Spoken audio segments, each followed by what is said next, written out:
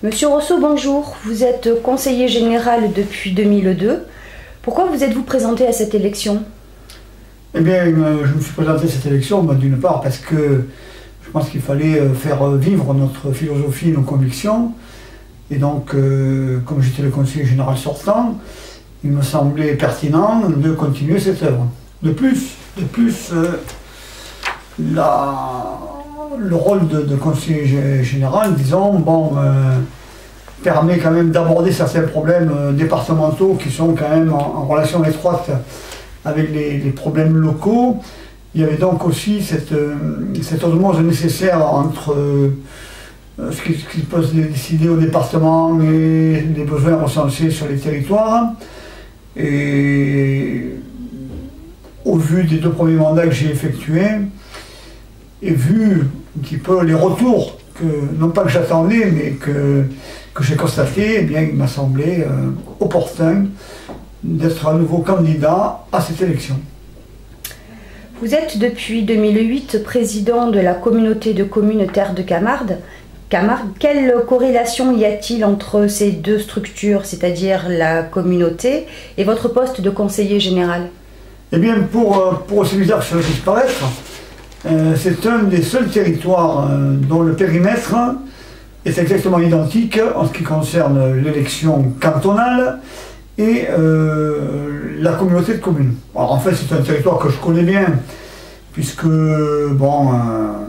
comme tout un chacun, j'ai eu des relations, disons, sur les 2 villes, au travers du sport, au travers de la vie sociale, au travers de la vie économique, donc ça m'a semblé ne pas être, disons, en inadéquation le fait de pouvoir à la fois être président de cette communauté de communes et puis aussi conseiller général.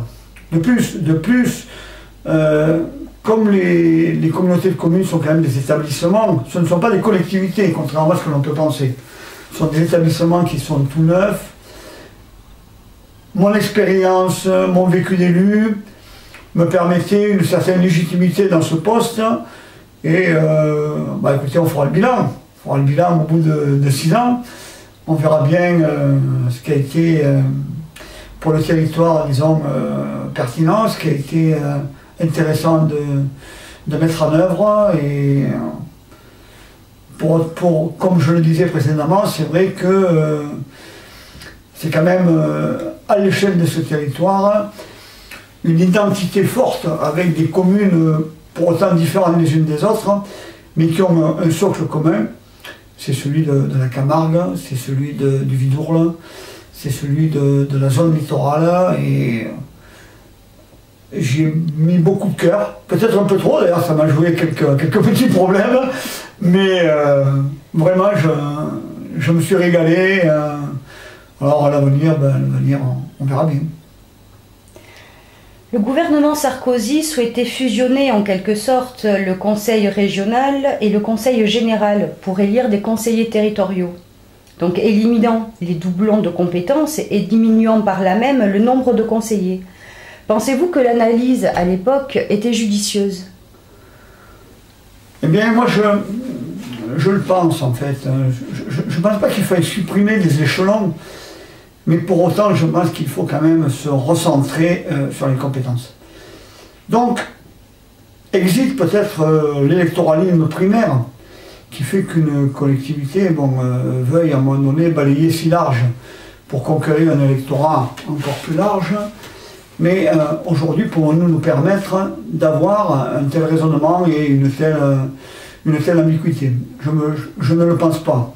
C'est vrai que les compétences des conseillers généraux aujourd'hui sont axées principalement sur le social, avec des charges lourdes sur le handicap, sur les personnes âgées, sur l'autonomie, sur le RSA, ensuite sur les routes. Ces compétences, il faut les assumer pleinement. Par exemple, on peut se poser la question de savoir si des collèges gérés par le département, des lycées gérés par la région, cela a bien du sens. Quand on pense à l'ère du numérique, à l'entretien, à la maintenance de ce numérique, Est-il bien besoin d'avoir des gens qui entretiennent du numérique sur les collèges, sur les lycées? Est-ce qu'il pourrait pas y avoir une mutualisation des moyens à ce niveau-là? Et puis, au niveau de certaines compétences qui sont aujourd'hui partagées, et dont on sait que quand on veut, disons, saupoudrer, on n'arrive pas à l'objectif voulu. Donc le but de la réforme Sarkozy, c'était en fait de donner à chacun un champ de compétences, mais éviter surtout les croisements. Alors parfois on crie à lui et à dia sur les croisements de compétences parce qu'on n'a pas de subventions de ci. Bon, il faut bien l'avouer, il faut être réaliste. Les subventions, généralement, elles vont plus souvent chez les amis des exécutifs que chez les autres. Les doctrines ne sont pas souvent si claires que ça et si transparentes pour pouvoir, à un moment donné, contester l'attribution de telle ou telle subvention.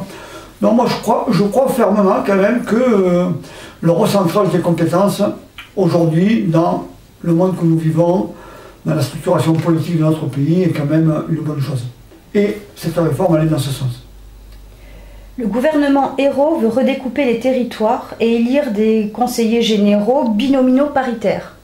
Que pensez-vous de cette option? Ça peut se concevoir. On peut se concevoir. On dirige des communes suivant la taille à 18, à 25, à 39, à 45, à 56. Bon, on peut quand même se permettre de penser que l'on puisse avoir une gouvernance sur un canton qui soit élargi à 2 personnes. Il n'y a pas d'incompatibilité. En plus, un homme et une femme, ben, c'est aujourd'hui d'actualité quand même, avec, avec le mariage pour tous, donc pourquoi imposer effectivement un homme et une femme? Mais le binôme, quel qu'il soit, n'est pas absolument dérangeant, parce que je pense qu'il y a assez de travail, honnêtement, il y a assez de travail pour une seule personne sur un territoire aussi vaste, que l'on puisse se permettre de penser qu'à 2, ce ne serait pas de trop. Vous avez été élu conseiller général avec presque 61% sur la commune du Grau-du-Roi, où vous êtes, depuis fort longtemps, premier adjoint à la ville. Que vous inspire ce fort pourcentage? Ah, bah disons, c'est honorant, c'est gratifiant.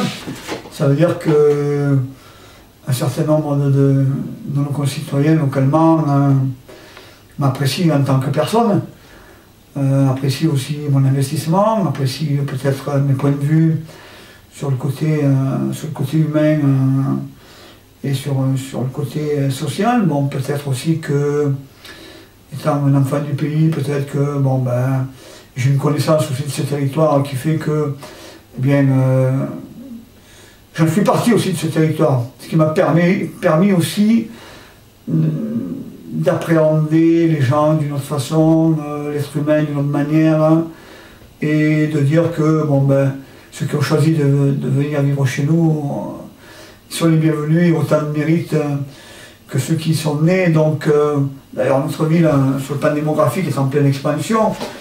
Donc, avoir, disons, obtenu un score qui est quand même un score important, parce que l'élection cantonale, c'est une élection difficile. On se retrouve seul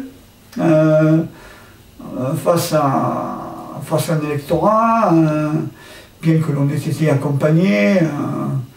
Donc, moi, pour moi, c'est une récompense. C'est une récompense au sens où, je vois qu'autour de ma personne, on peut fédérer certaines choses. Et donc, que ce soit du côté élu, que ce soit du côté électeur, je suis même allé plus loin que ça, que c'est 61%, puisque au sein du conseil général, mes collègues avaient souhaité que je prenne la présidence du groupe. Donc ça aussi, c'est la reconnaissance d'un parcours, la reconnaissance d'un investissement, la reconnaissance aussi d'une présence, d'une philosophie. Bon, honnêtement, quand j'étais jeune, je ne pensais pas à ça. Mais j'en suis fier, parce que bon, je crois qu'il y a une certaine fierté à rallier autant de suffrages sur son nom. Et j'en suis fier pour moi-même, pour mes parents, pour mes enfants, pour mes collègues, les collègues qui m'accompagnent aussi, parce que une élection, contrairement, même si c'est sur un nom, on ne peut pas la mener tout seul, une campagne ça ne se mène pas tout seul. Et là j'ai été entouré, j'ai été épaulé, j'ai été secondé, donc c'est pas seulement Paul Rousseau, quoi. Il y a aussi tout un tas de personnes derrière qui font que c'est un petit peu ma propension aussi à considérer ce qui m'entoure, toujours d'une certaine, pas bienveillance, mais d'un œil attentif. Il paraît que je suis même parfois trop bienveillant, mais bon, il faut me méfier des eaux qui dorment. Parfois, quand elles se réveillent, les gens ne comprennent pas. Voilà, mais bon, moi, ça me fait plaisir. Ça me fait plaisir et c'est quand même un score plus qu'honorable. Ça vous donne conscience? Ça vous donne confiance en l'avenir? Bien sûr. Bien sûr, ça donne confiance en l'avenir. Parce que, à moins d'accidents de parcours qui soient vraiment chaotiques, qui soient incompréhensibles et qui soient, disons, inappropriés, je pense qu'on peut avoir confiance en l'avenir. Hein. Et j'ai confiance en l'avenir. Parce que, mon avenir, il n'est pas exponentiel, mais j'ai quand même encore un avenir et je compte bien avoir des vues sur cet avenir, des propositions à faire. Et donc, si l'opportunité se fait jour, je serai présent le moment voulu. Voilà. Merci infiniment, Monsieur Rousseau. Merci à vous. Au revoir. Au revoir.